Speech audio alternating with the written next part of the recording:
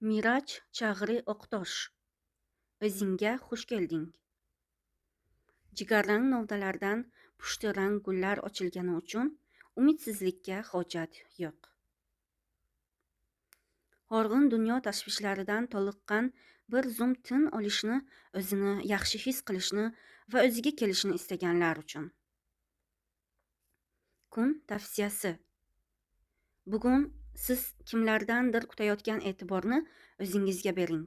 Siz hech kimga qaram emassiz va o'zingiz uchun kifoyasiz. Kimdir doimo yoningizda bo'lishi shart emas. Siz o'zingiz bilan ham to'kissizsiz. Umid keyingi sahifada bo'lishi mumkin. Kitobni yopma. Edmund Jobs. Miraç Chag'ri O'qtosh. O'zingga xush kelding. Ehtimol hozir Miraç yana qaysi qizning dardida kitob yozib, yana bizni o'rtamoqchi ekan deb o'ylayotgandirsiz. Tashvishlanmang. Men hech kimni sevmadim. To'g'rirog'i seva olmadim. Aslida bundan oldingi kitoblarimni yozishdan maqsadim ham o'zimning dardlarim bilan sizning yuragingizni siqish emas, balki haqiqatni aytish edi. Bu safar ham shunday qilmoqchiman, lekin biroz boshqacha usul bilan. Aytganimdek, men hech kimni sevmadim. Seva olmadim. Yuraging toshga aylandimi deb so'raydigan bo'lsangiz, menimcha ha. Qalbim endi kimnidir sevib qolish uchun juda zaif. Tuyg'ularim esa nimagadir yaqinlashish uchun juda olisda. Ishoning, ko'p bor urindim. Kimnidir chinakamiga sevishga, kimgadir tegishli bo'lishga va boricha qabul qilishga harakat qildim. Biroq foydasi bo'lmadi. Nima? Har doim ayb ulardami? Senda hech qanday xato yo'qmidi deydigan bo'lsangiz, albatta bor. Men ham mukammal emasman. Albatta mening ham xatolarim, nuqsonlarim va to'g'rilanishi kerak bo'lgan kamchiliklarim bisyor. Zotan mukammallikka ishonmayman. Shuning uchun ham men mukammalini qidirib o'zimni o'qqa-cho'qqa urmayman. Mening yagona aybim qadrlash, himoya qilish va doimo harakat qilishdir. Buni hech kim xohlamagani uchun doim yutqazgan va yolg'iz qolgan tomon men bo'laman. Anchadan beri kimnidir hayotimga kiritishga yoki kimgadir qalbimdan joy berishga urinmadim. Kimnidir hayotimga kiritish, u yoqda tursin, hatto o'zimni birovga izohlash, tushuntirish, isbotlash uchun kuch topa olmayapman. Ba'zan o'zimni bir hikoyaning oxirida turgandek his qilaman, ammo yakun yoqimli tuyuladi. Loaqal boshingda g'ujg'on o'ynaydigan xayollar yo'q. Na to'sqinlik qiladigan, na aralashadigan odam yo'q. Kim uchundir yonib kul bo'lmay, kimdir sen uchun ham yonmaydi. Bu bosqichga yetgunimcha nimalarni boshdan kechirganimni bilmaysiz. Garchi boshqa kitoblarimdan bilsangiz ham. Masalan, mening oxirgi munosabatlarim. Sen 17 yoshimsan kitobimda tilga olgan qiz Zumra bilan bog'liq. Kitobni o'qiganlar ushbu qahramonimizni yaxshi taniydi. U mening boshimga qanday kunlarni solganini ham yaxshi bilishadi. Men umrimda oxirgi bor u kabi insonni hayotimga kirgizdim va uning sharofati bilan inson zotining naqadar beshafqatligiga guvoh bo'ldim. Hozirgi ahvolga kelgunimcha boshimdan kechirganlarimning bir qismini qisqacha qilib aytib bersam. Hashmet amakini taniysizmi? U sobiq sevgilim Zumraning bobosi. Afsuski, u boqiy dunyoga rihlat qildi. Men uni juda yaxshi ko'rardim. Hatto Zumra bilan orani ochiq qilganimizdan keyin ham biz Hashmet amaki bilan uchrashishda davom etdik. Biroz vaqt o'tgach, menga uning o'limi haqidagi xabar keldi va samolyotda birinchi reys bilan Malatiyaga keldim. Oradan yillar o'tib yana uni ko'rdim. Yonida bir yigit ham bor edi. Ularni birinchi marta ko'rganimda turmush qurib, farzandli bo'lganliklari haqidagi ehtimol xayolimga ham kelmagandi. Ammo xayolimga ham keltirmagan narsalarimning bari birin-ketin ro'yobga chiqdi. Ular allaqachon turmush qurishgan, hatto bir o'g'il farzand ko'rishga ham ulgurishgan ekan. Sizningcha o'g'liga nima deb ism qo'yishgan? Orangizdan kimdir Miraj deganini eshitgandek bo'ldim. Bingo. To'g'ri taxmin. Ha, sobiq sevgilim turmushga chiqqan va o'g'liga mening ismimni qo'ygandi. Bunga hayron bo'lmadim. Umid qilamanki, kichkina Miraj hayot yo'li ravon, baxti ochiq va xulq-atvori onasiga tortmagan yaxshi inson bo'lib ulg'ayadi. Hashmet amakida hech qanday haqqim yo'q edi. Lekin baribir insoniylik burchimni bajarib, uni so'nggi manzilga kuzatib qaytib keldim. Men o'zimni hech kimga ko'rsatmadim, lekin u yerdagi hamma narsani ko'rdim. Bu holat meni xafa qilmadi-yu, lekin bolasiga mening ismimni qo'ygani g'alati tuyuldi. Ammo buni ko'p o'ylamadim. Har kimning yo'li o'z qalbidek ochiq bo'lsin dedim va bu kitobni yana bir bor yopdim. Oxirgi 2 munosabatim haqida qisqacha ma'lumot. Biz ajrashamiz. U ketib boshqasi bilan tanishadi va familiyasi meniki bilan bir xil bo'lgan odamga turmushga chiqadi. Biz ajrashamiz. Qiz boshqasiga turmushga chiqadi. Farzandli bo'ladi va tug'ilgan bolasiga mening ismimni qo'yadi. Demak, muammo menda. Men sevishga qodirman, lekin sevilish haqida gap ketganda bu har doim muammo. Hozirgi sovuqqonligim, hissizligim va umumiy qilib aytganda psixologik holatimga erishish uchun juda ko'p mashaqqatlardan o'tdim. Xo'sh, yolg'izlikda o'lib ketmoqchimisan? Bir qizni deb shuncha jafo chekib qalbing eshiklarini yopishga balo bormi? Demang. Men hozir ozor cheksam ham ozor bermayman. Qalbim eshigi doimo ochiq.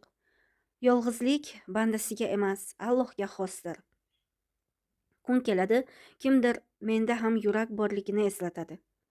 Hali ham chin sevgi borligiga ishontiradi va men yana seva olaman. Qalbimdagi sevgi urug'larini o'stira olaman. Lekin o'sha kungacha hali vaqt bor. Shuning uchun hozircha bo'rining xayolini qo'y bilan chalg'itmang demoqchiman. Ha, bu kitob biroz boshqacha ekanligini aytgandik. Ha, boshqacha. Men o'zimga keldim, bolalar. Masalan, tulkining qaytib keladigan joyi mo'yna do'koni bo'lganidek, menimcha bir insonning ma'lum kishilardan va hodisalardan keyin keladigan eng oxirgi joyi o'zidir. Men ham aynan oxirgi bekatdaman. Men bo'lishdan qo'rqmaydigan, o'zimni xotirjam his qiladigan joydaman. O'zimdaman. Na kimdandir biror narsa kutaman, na meni sevishlari uchun birovning ostonasiga borib bosh urib boraman. Men hamma narsadan ozod bo'lganman. Kim keldi, kim ketdi, kim sevdi, kim sevmadi, endi menga bularning ahamiyati yo'q. Qachon ko'zguda o'z aksimni ko'rib qolsam, kulgim qistaydi. Qanchalik bema'ni odamlar va ahmoqona narsalar uchun o'lib tirilganimni eslab o'zimni koyiyman. Ketmoqchi bo'lganlarni yonimda olib qolishga harakat qilganimni aytasizmi? Yoki qalbi tosh odamlardan sevgi kutganimnimi? Buni yana uzoq davom ettirish mumkin. Aytdim-ku, qo'yib yubordim. Kim qanday tushunsa tushunsin. Kim kimni sevsa sevsin. Kim qayerga ketishni xohlasa ketaversin. Men aralashmayman. Oldin hamma joyni ostin ustun qilgan va munosabat bildirgan narsalarga hozir bir tukimni ham qimirlatmayman. Chunki men juda ko'p bema'ni narsalar va keraksiz odamlar uchun o'zimni qiynadim. Bunga endi amin bo'lyapman va buning uchun o'zimdan juda mamnunman. Chunki bundan keyin o'zimni birovni sevish uchun majburlamayman. Endi men o'zimni sevaman. Hayotimdagi ba'zi insonlardan boshqa hech kimni qadrlamayman. Uning o'rniga o'zimni qadrlayman. Hozirgi xotirjam, befarq va sovuqqon holatimdan o'tmishimga murojaat qilaman. Hech kim o'zidan boshqa birovni o'ylamaydigan bu hayotda endi men ham hech kimni o'zimdan ustun qo'ymayman. Men o'z qobig'imdaman. O'zimni tinglayapman. Bu juda yaxshi samara beradi. Sizga ham tavsiya qilaman. Agar boradigan boshqa joyingiz bo'lmasa, o'zingizga keling. Imkon qadar tezroq keling. O'zingizni sevish orqali ularga qanday bo'lishini ko'rsatib qo'ying. Yaxshiyam borsan. Bilaman, ular seni juda ko'p xafa qilishgan. Hozir juda horg'in va tushkun holatda ekanligingdan ham xabarim bor. Ketmaydi deb o'ylaganlaring seni tark etganini, sevging zoye ketganini, qilgan barcha sa'y-harakating qadrsizlanganini ham bilaman. Sen boshqacha deb o'ylagan va ishongan odamlar aslida boshqalardan farq qilmasligini, ularga ishonch bildirganing uchun seni pushaymon qilishganini bilaman. Yana bilaman, shunday kunlar bo'ladiki, qalbing qanchalar og'riganini ifodalaydigan biror so'z topa olmaysan. Xavotir olma. Men nimani his qilganingni va nimalarni o'ylaganingni juda yaxshi tushunaman. Shuni bilki, men sen bilanman. Buni bilishingni istayman. Bu senga vafo qilmaganlar boshida aytgan men sen bilanman degan so'z bilan bir xil emas. Chindan ham sening yoningdaman. Yaralaringga malham bo'lish uchun qo'limdan kelganini qilaman. Chunki hamma ketadi. Men yoningda qolaman. Boshqalar uchun hech qanday ahamiyatga ega bo'lmasliging mumkin. Ehtimol hech kim seni sevmas. Lekin sira g'am chekma. Men seni yaxshi ko'raman. Sen men uchun muhimsan. Sen men uchun qadrlisan. Yaxshiyam borsan. Hech kim sendan qadrliroq emas va bu hayotda o'xshagani boshqa hech qayerda yo'q. Buni unutmasliging kerak. Agar hech kim bo'lmasa, men yoningdaman. Agar hech kim seni sevmasa, men seni yaxshi ko'raman. Agar hech kim uchun ahamiyating bo'lmasa, men uchun juda muhimsan. Xafa bo'lma. Qadringni bilmaganlar uyalsin. Seni tashlab ketganlar borgan joylarida senga o'xshagan insonni topa olmasin. Yana aytaman, yaxshiyam borsan. Yana aytaman, yaxshiyam borsan. Yarim ko'ngil bilan o'sgan odamni va birovning ketishi ranjitadi. Na birovning ketishi ranjitadi, na ko'ksidan itarishi. Chunki u vaqtda ko'p narsani yo'qotgan. Shuning uchun u hech kimni yo'qotishdan qo'rqmaydi. Yoshim 25da. Shu yoshga qadar mening bir tomonim doimo yetishmayotgandek tuyulardi. Ota mehrini ko'rmay ulg'aydim. Do'stlarim, atrofimdagi odamlar va ba'zida oila a'zolarim tomonidan tez-tez tahqirlandim. Men hamma istagi bajo keltirilgan, xohlagan o'yinchog'iga ega bo'lgan bolalardan emasman. Aslida men hech qachon bolaligimni yashamadim. Erkalik qilmadim. Qachon kichkina bolani ko'rsam, armon bo'lgan bolaligim esimga tushadi. Hatto kichkinagina muammo duch kelganimda ham hech qachon panoh topadigan joyim bo'lmagan. Men doimo o'zimdan panoh topdim. Hamma yaralarni o'zim davoladim. Otasizlik qadrini doim ichimga yutdim. Biroz vaqt o'tgach, bu asab meni bezovta qilmay qo'ydi va bunga ko'nikkan edim. Men hech kimdan hech qachon moddiy yordam kutmadim. Menga ham taklif qilingan yordam va telefon qo'ng'iroqlari yetarlicha bo'ldi. Lekin mening eng katta boyligim o'z kuchimga ishonishim edi. Ammo hech kim buni bilmasdi. Birozdan keyin bu dardga ham ko'nikib qoldim. Ehtimol bu meni kuchli qilgandir. Otasiz o'sgan odamga hech narsaning va hech kimning yo'qligi azob bermaydi. Siz u odamni hech qaysi yo'l bilan qo'rqita olmaysiz. Chunki u hayotdagi eng katta og'riqlarga o'rganib qolgan. Eng og'ir sevgisizlik azobiga bardosh bergan. Bundan keyin yana qaysi dard uni yiqitishi mumkin? Menimcha bu hayotda otasiz o'sgan odamning kuchidan hech qanday kuch ustun emas. Otam bizni tashlab ketgandan so'ng onam singlim va meni yolg'iz o'zi qaramog'iga oldi. Shu sababli onam juda katta bosim ostida edi. Bu bolalarning otasi odam bo'lmadi, bolalari odam bo'larmidi degan fikr bizga tamg'a edi. Ayniqsa buvim va bobom bolalaringni mehribonlik uyiga topshirasan, bo'lmasa uydan haydab yuboramiz deb onamga qattiq tazyiq o'tkazishgan edi. Albatta haqiqiy ona farzandlari bolalar uyiga topshirgandan ko'ra ko'chada qolishni afzal ko'radi. Bizni uydan haydab chiqarishgan edi. Bilganingizdek ko'chada qoldik. Bu tazyiqqa va shuncha qiyinchiliklarga ko'ksini qalqon qilib yemay yedirgan, kiymay kiydirgan bir onaning jasorati meni shu yergacha olib keldi. Shuncha azob uqubatlarga qaramay, hatto bir lahza ham taslim bo'lmay, yo'ldan adashmay, barcha qiyinchiliklardan o'tib oldingizga keldim. Mendan har safar shuncha azob uqubatlarga qaramay qanday kuchli bo'la olasan, qanday kula olasan deb so'raysiz.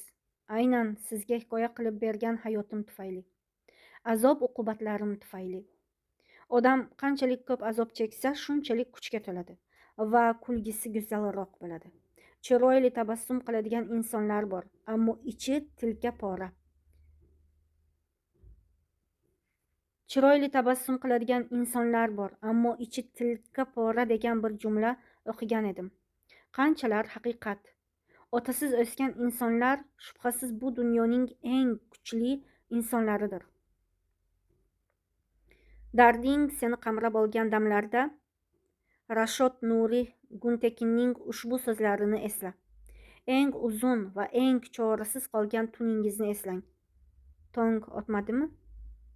Tashvishlanma, hammasi o'tib ketadi.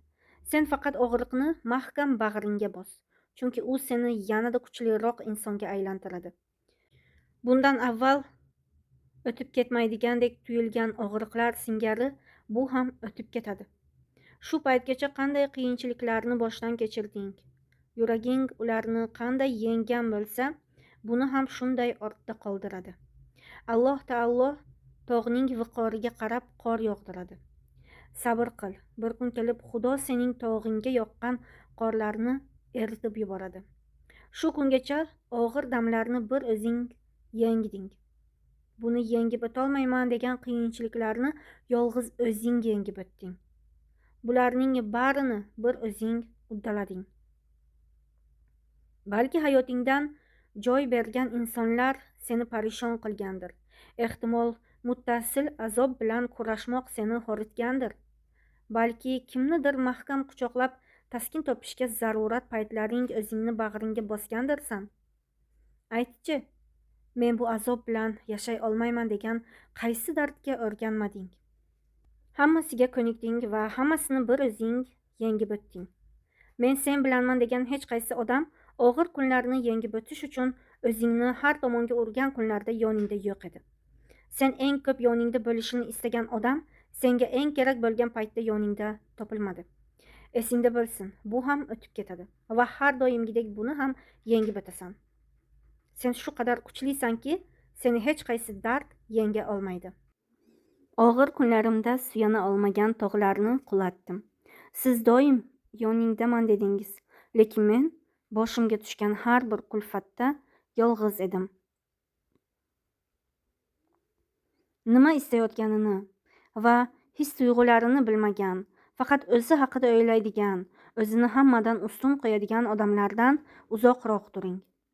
Baxtsizlikdan oziqlanadigan, sevgi bilan ham qalbi yumshamaydigan, eng kichik sabab bilan ketishga moyil bo'lgan odamlardan uzoqroq turing. Ko'ngil olishni bilmaydigan, siz ta'mir qilishga harakat qilarkansiz, u buzg'unchilik qiladigan, sizni o'zgartirishga harakat qiladigan va fidokorlik qilmaydigan kimsalardan uzoqroq turing. Hayvonlarni yoqtirmaydigan, gapirgan gaplari bilan qilgan amallari bir-biriga zid bo'lgan, sizni qadrlamaydigan va doim o'zingizni tushuntirishingiz kerak bo'lgan odamlardan uzoqroq turing. O'z xohish istaklarini sizga yuklamoqchi bo'lgan, sizni sevishini his qildirmaydigan, kechirim so'rashni bilmaydigan va hammaga past nazar bilan qaraydigan kimsalardan uzoqroq turing. Sizga ishonmaydigan, sizning ishonchinggizga kirmagan va sizni birinchi o'ringa qo'ymagan odamdan uzoqroq turing. Aslida ro'yxatni hali uzoq davom ettirishim mumkin, lekin kitobning sahifalari tugaydi deb qo'rqaman. Agar siz ushbu xususiyatlardan biriga ega bo'lgan odamni uchratsangiz, undan uzoqroq turing. Hech bo'lmaganda bu bilan qalbingizni dilozorlikdan himoya qilgan bo'lasiz. Men sanab o'tgan xususiyatlarga ega bo'lgan insonlar uchun yelib yugurish toshni sug'urib, uning gullashini kutishdan boshqa narsa emas. Alloh qalbimizga o'zining samimiyati bilan kirib keladigan insonlarni nasib etsin. Inson qachon ulg'ayganini anglaydi? Nilgun Marmara inson qachon ulg'ayganini anglab yetadi degan savolga quyidagicha javob bergan. O'tmishda sodir bo'lgan bo'lsa, butun dunyoga o't qo'yib yuborishga tayyor bo'lgan ishlarga hatto bir dona gugurt cho'pini ham yoqmaysan. Sabr qilishni va hech narsaga ajablanmaslikni o'rganasan. Darhaqiqat, hech narsaga hayron bo'lmayotganingni payqagan kuniyoq ulg'ayganingni tushunasan. Ha, men ham ulg'aydim. Men endi yolg'on va haqiqatni, egri va to'g'rini, meni xafa qiladigan odamlar va ayrim voqealarni boshidanoq taxmin qila olaman. Odamlarning bir soniya ham o'ylab o'tirmasdan qilgan barcha shafqatsiz ishlariga guvoh bo'ldim. Endi hech narsaga hayron bo'lmayman, ajablanmayman. Men endi hech kimni u bunday ish qilmaydi deb ayta olmayman. Chunki shunday qiladi, buni juda yaxshi bilaman. Balki bu bosqichga yetgunimga qadar jon olib jon bergandirman, lekin o'tmishda dunyolarni ostin-ustun qilgan narsalarim uchun hozir kiprigimni ham qoqmayman. Hammani va hamma narsani o'z holiga tashlaganman. Chunki har kim o'z holida va o'z elida bo'lsa go'zal. Buni aniq bilaman. Men endi hech kimda yaxshi niyatni ko'rishga intilish uchun o'zimda yetarli kuchni ko'rmayapman. Men endi ulg'aydim. Bunga hissa qo'shgan barchaga minnatdorchilik bildiraman. Bir paytlar birga bog' barpo qilgan insonlar bilan hozir o'rtamizda tog' bor. Menimcha, bu ham ulg'ayish bilan bog'liq bo'lsa kerak. Chiqindiga tashlamang, balki ta'mirlang. Agar biror narsa buzilsa, men har doim uni tashlab yuborish emas, balki ta'mirlash tarafdori bo'lganman. Misol uchun, agar televizorning pulti ishlamasa, avval uning ichini ochib qarayman, batareyasini tekshiraman yoki uni tuzatishga harakat qilaman. Bu mening munosabatlarimga ham tegishli. Qarshi tomon ketishni yoki hammasini tugatishni istasa, avval sababini so'rayman. Men hech qachon kichik sabab bilan voz kechish yoki hamma narsani tugatish, chiqindiga uloqtirish tarafdori bo'lmaganman. Albatta, istalmagan joyda qoladigan darajada g'urursiz ham emasman. Men shunchaki hammaning ko'nglini olishga harakat qildim. O'zini o'jarlik bilan chiqindiga chiqishga loyiq deb biladiganlarni chiqindi qutisiga tashlash orqali yangi tajribalar ko'paytirdim. Bir kuni keksa er-xotindan so'rashibdi. Roppa rossa 65 yil. Qanday qilib bu qadar uzoq vaqt davomida turmushingizni asrab qoldingiz?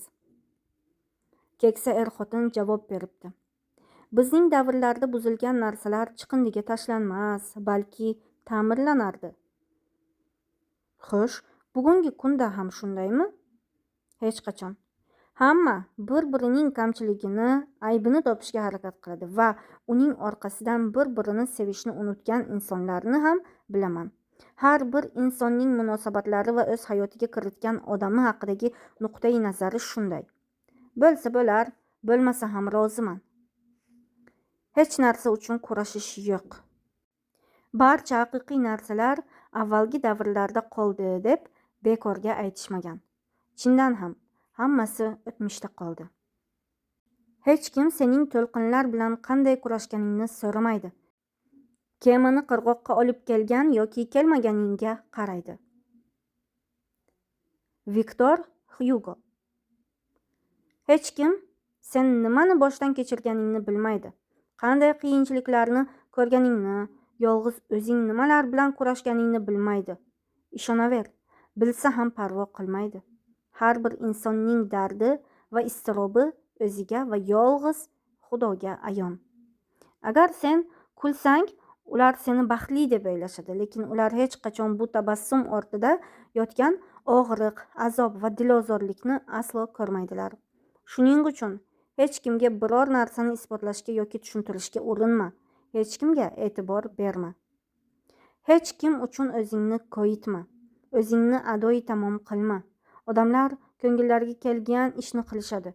Bunga ahamiyat berma. Ular o'zlarining manfaatlari uchun sevadilar. Manfaatlari tugagach, sevgilari ham tugaydi va ketishadi. Har doimgidek sen bo'ronli va to'lqinli dengizlar orqali o'z kemangni qirg'oqqa olib kelasan. Qo'lingdan kelmaydi deyishadi, lekin sen uddalaysan. Qutulib chiqa olmaysan deyishgan har qanday vaziyatdan sabr bardoshing bilan yana qutulib ketasan. Mavlono aytganidek, johil bilan munozaraga kirma. Yo g'azabingni toshiradi yoki odobingga ziyon yetadi. Motam tutishim kerakmidi? Ketganingdan so'ng yer bilan bitta bo'lishimni, hayotimni barbod qilishimni, senga motam tutishimni, dardi botqog'iga botishimni kutganmiding? Hech qachon. Men mensizlikni o'ziga munosib ko'rgan odamning ketishiga qayg'urmayman. Meni yo'qotishdan zig'ircha ham qo'rqmaydigan odam uchun kurashmayman. Hatto bahonaga ham yaramaydigan narsalarni ro'kach qilib meni tashlab ketasan-u, men ketganingdan afsuslanib ortingdan seni sog'inib yoki o'rningga hech kimni qo'ymay yashashim kerakmi? Aslo. U kunlar o'tmishda qoldi. Ketishni niyat qilib kelganlarni olib qolishga urinishlarim, yig'lab siqtashlarim barchasi o'tmishda qoldi. Endi avvalgi urinishlar, kurashlar, o'zimni yer bilan bitta qilishlar yo'q. U davr tugadi. Endi menga kim nima bersa o'shani oladi. Endi hech kim loyiq bo'lgandan ko'pini ololmaydi. Endi mening yuragimda his qildirilmaydigan sevgiga joy yo'q. Men endi ketganlar uchun qayg'urmayman. Aksincha, o'rnini ulardan yaxshirog'i bilan almashtiraman. Men g'ururim tufayli emas, o'zimni hurmat qilganim uchun ketaman. Men sendan ketyapman. Ha, men seni tark etyapman. Ba'zan odam o'zi xohlamay yoki seva turib ham ketishi mumkin ekan. Men buni sen bilan yaxshiroq tushunyapman. Esingdami sensiz qolishni istamasligimni, seni yo'qotishdan juda qo'rqishimni takror aytardim, lekin sening xudbinliging va hissizliging bilan kurashishni istamayman. G'ururim tufayli emas, o'zimni hurmat qilganim uchun seni tark etyapman. O'zimga yaxshi bo'ladi deb sen tomon qadam tashlagandim, lekin seni sevib o'zimni qiynagan ekanman. Buni endi aniqroq anglab yetyapman. Men faqat mening sa'y-harakatlarim bilan mustahkamlangan munosabatni va faqat mening xohishim bilan saqlab qolingan hech qanday aloqa hayotimda bo'lishini xohlamayman. Bu safar hammasi boshqacha. Bu safar sendan ranjimadim. Bir paytlar seni yo'qotishdan qo'rqqan bo'lsam, endi seni yo'qotishga dosh bera olaman. Men sendan voz kechdim. Yo'ling ochiq bo'lsin. Inson ba'zan seva turib voz kechadi. Seva turib tark etgan inson ko'p narsani yuragida yashiradi, lekin sukut saqlaydi va yashirgan narsasi bilan ketadi. O'tmishingga qayt va o'zingdan kechirim so'ra. Xudoga shukr qil. Agar unutgan insonlaringni, boshingdan o'tgan voqealarni hali ham unuta olmaganingda nima bo'lardi? Ularning hech biri o'tib ketmaganida-chi? Agar sen hali ham yuzingga yopilgan eshiklar oldida kutayotgan bo'lganingda, holing ne kechardi? Bir paytlar bunga loyiq bo'lmagan odamlar uchun o'zingni qurbon qilganing, nomunosib insonlarni e'zozlaganing, ishonmasliging kerak bo'lgan odamlarga ishonganing va sevmasliging kerak bo'lgan insonlarga ko'ngil berganing behuda narsalar uchun o'zingni fido qilganing, olgan emas. Doim bergan tomon bo'lganing, nimadir sodir bo'lishi uchun doim bir yoqlama harakat qilganing, kimlarningdir baxtli bo'lishi uchun kurashib o'zingni baxtsiz qilganing uchun o'tmishingga qayt va o'zingdan kechirim so'ra. Shunday uzr so'raginki, bunday xatolarni qayta takrorlama. Qayta takrorlamaki, qalbingni yana o'tga tashlama. Eng birinchi o'zingni kechirishing kerak. Chunki bularning barchasiga sen ruxsat berding. Isyon qilma, shukr qil. Ba'zi damlarda hayotingdan qoniqmaysan. Yo'lingdan chiqqan hamma narsadan shikoyat qilasan. Hayotga va o'sha paytda mavjud bo'lgan imkoniyatlarga qarshi isyon ko'tarasan. Haftada 6 kun ishlagandan so'ng dam olish kuni keladi. Ertalab turib qarasang, havoning avzoyi buzuq. Birozdan so'ng yomg'ir yog'adi. Sen yana isyon qilasan.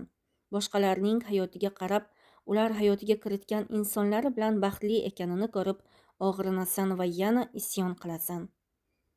Ovqat yeysan, ta'mini yoqtirmaysan, isyon qilasan. Sen hatto isyon qilish uchun bahona bo'la olmaydigan narsalarga qarshi isyon ko'tarasan. Isyon qilishga shunchalik odatlanib qolasanki, natijada shukr qilishni unutasan. Aslida eng samarali malham shukr qilish ekanligini bilmaysan. Tom Robbins shunday deydi: hayot siz xohlagan narsani taklif qilmaydi. Agar shunday qilsa-da, u to'g'ri kelmaydi. Yo vaqt noto'g'ri yoki makon. Agar sen xohlagan narsalar senga kelmasa, kutma. O'zing ular tomon bor. Aytmoqchimanki, hozir quyoshli havo, ammo sen pardani yopib, bir necha kundan keyin hatto eslay olmaydigan muammolar qa'riga g'arq bo'lasan. Pardani och, deraza yoniga bor, qushlarning qo'shig'ini tingla, quyosh nurini badaningda his et. Ammo bu qorong'i xonada qolib ketma. O'zingga nisbatan bunday adolatsizlik qilma. Agar havo bulutli yoki yomg'irli bo'lsa ham, hech qachon pardalarni yopma. Yana och pardalarni va yomg'ir bilan raqsga tush. Va ushbu so'zlarni takrorlashni unutma. Men nolayotgan hayotim balki kimningdir orzusidir. Kechir Allohim. Orif Nihat Asya nima deydi? Men suv ichayotib, har qultumda tumshug'ini osmonga ko'targancha Xudoga shukr qilayotgan bir qushni ko'rdim. Holim qolmadi. Avvallari harakat qilardim. Ba'zi narsalar haqida qayg'urardim. Tinmay bosh qotirardim. Endi harakat qilishni qo'yib turing. Hatto qo'limni qimirlatishga holim yo'q. Meni bu holatga olib kelgan voqealar va odamlarga avvalgidek toqat qila olmayman. Ahvolim ba'zan shu qadar taranglashadiki, hatto o'zimga o'zim malol kelaman. Charles Bukowski mening kayfiyatimni shunday izohlagandek: hozirgi e'tiborsizligim bir vaqtlar e'tiborli, haddan oshirib yuborganimning natijasidir. Agar men hozir loqayd bo'lsam, bu vaqtida bir narsalar uchun haddan tashqari yelib yugurganim tufaylidir. Ular munosib bo'lmasalar ham chegaralarni pisand qilmay sevganim tufayli. Imkonsiz narsalar uchun o'lib tirilganim tufayli. Hatto kiprik qoqishimga arzimaydigan narsalar uchun tunlarimni bedor o'tkazganim tufayli. Mening avvalgi holimdan asar ham qolmadi. Chunki hozir hech kim va hech narsa uchun nimadir qilishga xohishim yo'q. Inson o'z vaqtida qilgan qurbonliklari evaziga katta talofat bilan taqdirlansa, u qaytib osonlik bilan joyidan qimirlay olmaydi. Menda Jan Yujelning o'sha shirin loqaydligi, hayotning ishlariga ko'p aralashmang, vijdoningiz toza, yuragingiz pok bo'lsa, shunchaki yashang. O'z vaqti bor. O'zimni yomon his qilgan paytlarimda yonimda bo'lishini xohlashimni bila turib mendan yuz o'girgan insonlarni aslo unutmayman. meni o'zim bilan yolg'iz qoldirgan, og'ir damlarimda menga qo'l cho'zmagan va ketish uchun bahona qidirganlarning bari esimda. Men menga qilingan munosabatni unutmayman. Qin saqlamayman, lekin hech qachon menga qilingan nohaqliklarni darrov unutib yuboradigan xokisor ham bo'lmadim. Agar qachondir baxtli kunlarim kelsa, meni dard va yolg'izlikning qa'riga o'tib ketgan, yonimda bo'lmagan insonlarga men ham qo'l uzatmayman. Bu qasos emas, ular kabi harakat qilish. Bir kun kelib men ham ularga shunday javob qaytaraman va bir insonning muhtojligini bila turib yordam qo'lini cho'zmaslik nima ekanligini birma-bir ko'rsataman. Hammasining o'z vaqti bor. Vaqtimni behuda sarflab har qanday ehtiyojini qondirish uchun yugurganlarim, gap men haqimda ketganda qanday qilib g'oyib bo'ldingiz? Agar bo'lmasa, majburlama. Agar sa'y harakatlarimdan biror ish chiqmasa, o'zimni majburlamayman, chunki avvalgidek emasman. O'tmishda foydasi yo'qligini bilsam-da, ayrim narsalar uchun tish tirnog'im bilan urinardim. Bo'lmaydigan narsalarni majburan bo'ldirishga harakat qilardim. Amalga oshmasligini bilgan narsalarimning amalga oshmasligini his qilishimning o'zi yetarli emasdi. Buning oxirigacha borib befoyda ekanini o'z ko'zim bilan ko'rishim kerak edi. Bu bosqichga qadar harakat qilishdan zinhor voz kechmasdim. Endi bunday emas. Urinishlarim samarasiz ekanligini bilganim zahoti harakat qilishni to'xtataman. Aynan o'sha paytda hech kim hech narsaga arzimasligini aniqroq ko'raman. O'zimni koyitishga arzimaydigan voqealar va odamlar uchun o'zimni xoritmayman.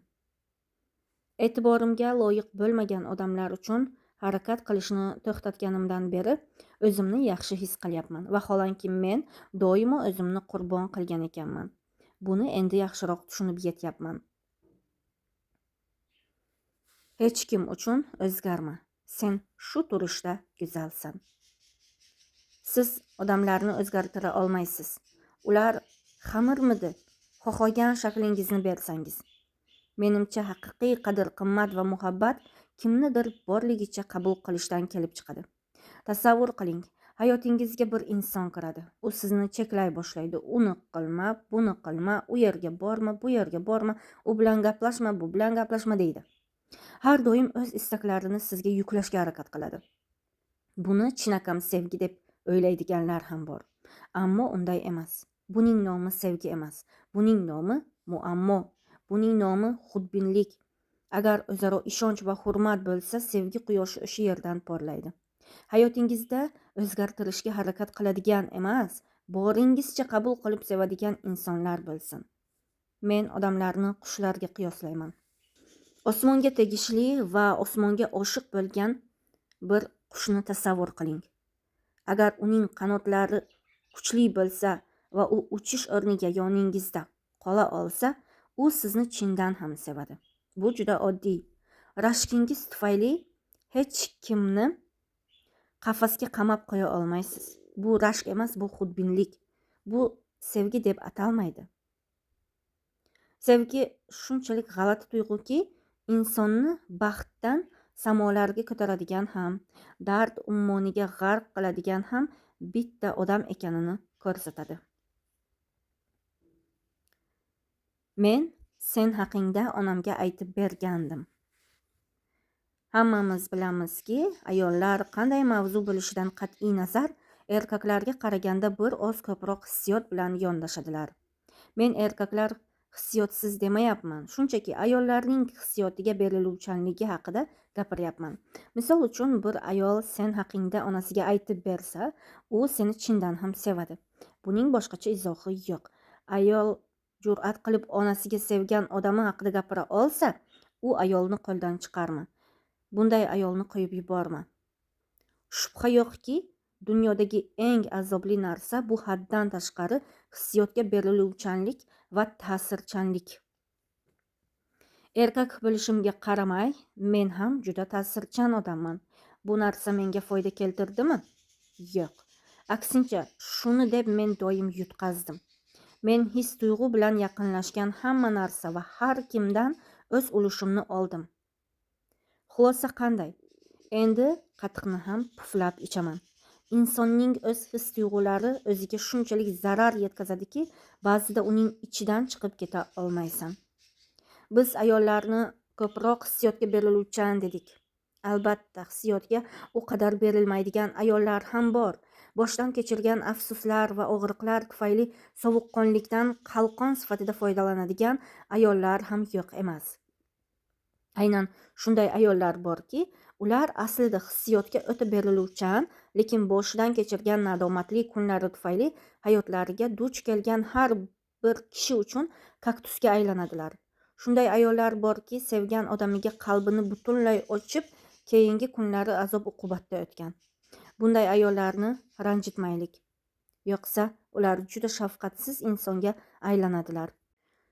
Ayolning eng go'zal lahzalaridan biri bu sevgan insoni haqida onasiga aytib berar ekan, ko'zlarining ich-ichi kulgan onlardir.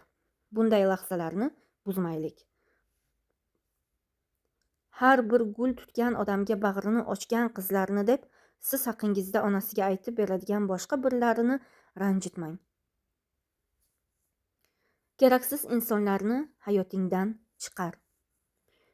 Ularning hayotida sen uchun joy yo'q. Ular uchun hech qanday ahamiyatga ega emassan. Keraksizsan. Ular hech narsa bo'lmagandek hayotlarini davom ettiradilar. Sen g'amginmisan, ko'z yosh to'kasanmi, xafamisan, ular hech parvo qildimi? Hech qachon. Sen nega bir tiyinga qimmat bo'lgan, sening qadringni bilmagan insonlar uchun o'zingni otashga tashlashing kerak? Agar ular sensiz yashay olishsa, sen ham ularsiz binoyidek yashay olasan. Agar ular sening o'rningga boshqa odamni qo'ysa, sen ham ularning o'rnini yaxshiroq insonlarga almashtirishing mumkin. Ahamiyatsiz odamlar uchun o'zingga zarar yetkazmasliging kerak. G'amga botganingda hech kim sendan ham ko'proq g'amga botmaydi. Buni bilishing kerak. Ularning joni seniki nima? Zotan yetarlicha xormadingmi? Kel, biroz o'tir, dam ol. O'zing uchun yangi sahifa ochma. O'zing uchun yangi daftar och. Birinchi sahifasiga esa bundan keyin hech kimni o'zimdan yuqori o'ringa qo'ymayman deb yoz. Esingda bo'lsin, ba'zilar bunga loyiq va sen ularga munosib bo'lgan narsalarni berishing kerak. Azizim, keraksiz odamlarni hayotingdan chiqar. Qani, ko'z yoshlaringni art. Ishon, tabassum qilganingda yanada chiroyli bo'lib ketasan. Sen garchi bu samara bermasa ham harakat qilding. Shuning uchun vijdoning xotirjam bo'lsin. Sabr taslim bo'lish emas, kurashishdir. Hazrat Ali. G'amga botasan, hatto g'am ummoniga butunlay g'arq bo'lasan. Sevasan, joningni sug'urib bergudek sevasan, lekin sevilmaysan. Qadrlaysan, biroq o'zingni qadrsiz his qilasan. Ishonasan, ammo pushaymon bo'lasan. Boshqalarni mamnun qilasan, lekin o'zing ko'z yosh to'kasan. Ehtimol seni tashlab ketishadi. Balki kun kelib do'stim deganing orqangdan pichoq uradi. Bir kun yor deganing ketadi. Do'stlaring seni tushunmaydi. Oilang seni ayblaydi va sen boshi berk ko'chaga kirib qolasan. Kimgadir qalbingni ochishni istaysan, lekin atrofingda hech kimni ko'rmaysan. Hamma narsa ustma-ust keladigan davrga tushib qolasan. Ayrim haqiqatlar yuzingga mushtdek uriladi, yerga yiqilasan. Ammo qanday yiqilgan bo'lsang, shunday o'rningdan turishni bilishing kerak.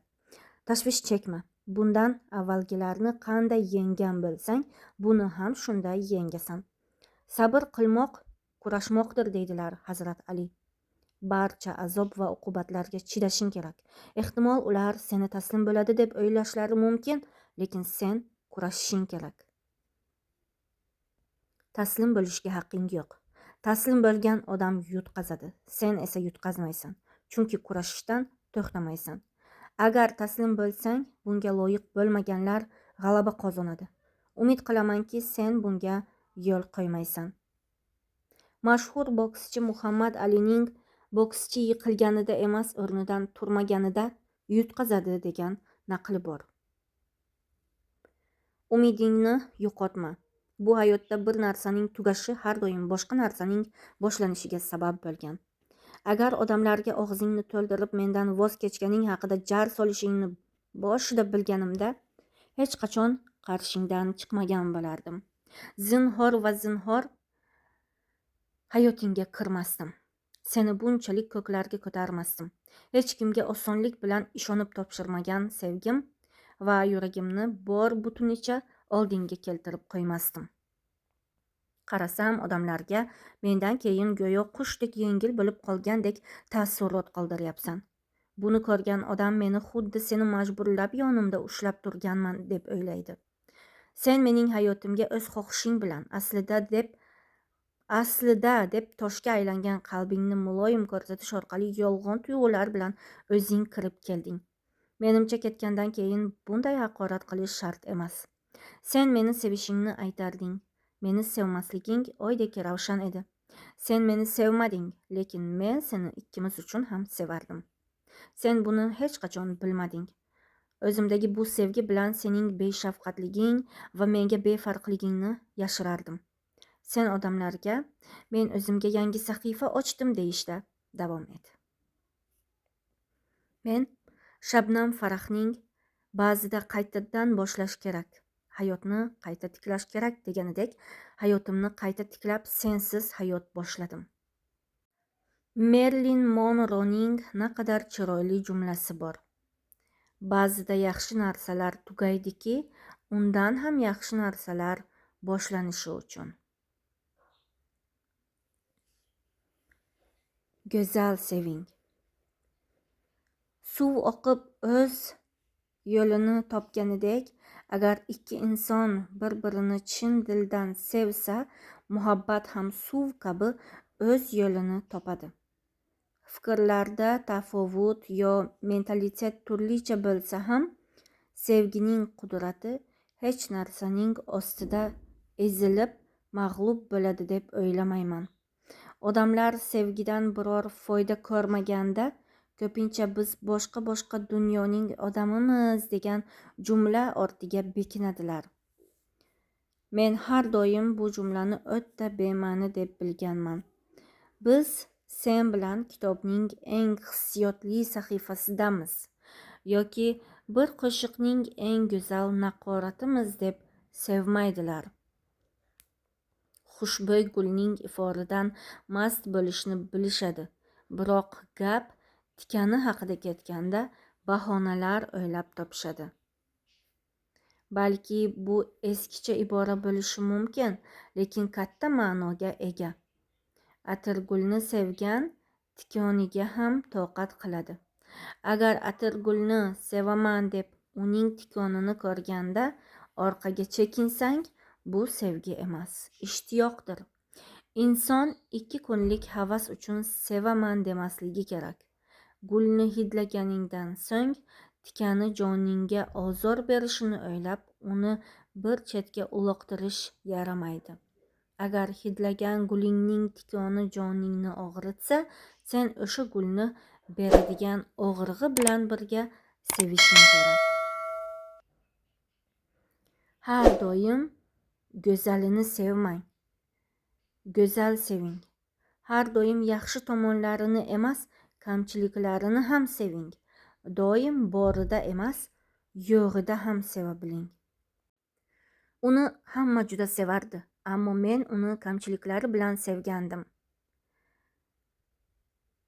Shu gaplarni aytgan O'zdemir Asaf bilan shunchalik hamfikrmanki, yo qora bo'l yoki oq. Men kul rangga toqat qila olmayman. Mendan hayotimda mavjud bo'lmay turib, ammo sen go'yo hayotimda bordek harakat qilishimni so'rama. Yo oq bo'l yoki qora. Kul rang bo'lishga urinma. Ranging aniq bo'lsin. Agar sevsang, buni his qildir. Meni puch umidlar bilan qoldirib, o'zing boshqalar bilan orzular osmonida uchma. Agar sevmasang, hatto ismimni ham tilga olma. Zero quloqlarim sehrlanib qolmasin. Men ham o'z hayotimga qaytay. Garchi sensiz o'tsa ham mening ham hayotim bor. Muvozanatim bor. Uni buzishga urinma.